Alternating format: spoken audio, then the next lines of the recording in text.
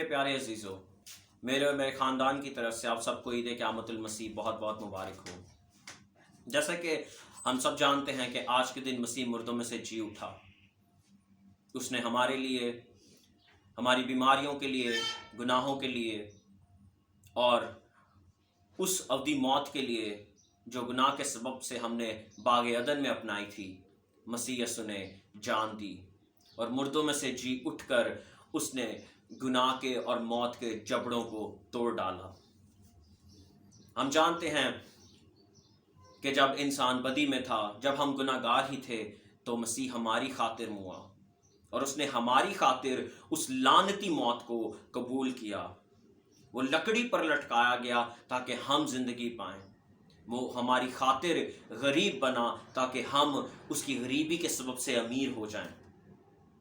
وہ ہماری خاطر اس دنیا میں انسان بنا تاکہ ہم ابدی زندگی پائیں۔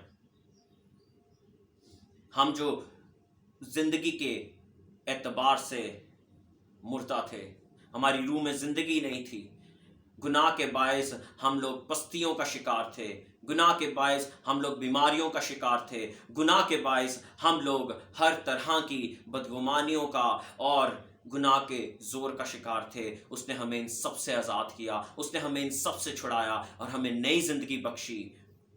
آج جب ہم مسیح یسوع کو قبول کرتے ہیں، شخصی طور پر قبول کرتے ہیں، تو ہم اس کی موت میں شامل ہوتے ہیں اور اس کی موت میں شامل ہونے کے باعث ہم گناہ سے فراغت پاتے ہیں اور اس کے ساتھ نئے مخلوق بن کر زندہ ہوتے ہیں، تاکہ ہم میں کوئی پرانی چیز نہ رہے، تاکہ ہم میں کوئی کسی قسم کی بھی پرانی خامی ہمارے جسم میں نہ رہے اور جس سے ابلیس فائدہ اٹھائے اور ہماری زندگیوں کو، ہماری نئی زندگیوں کو خراب کر سکے۔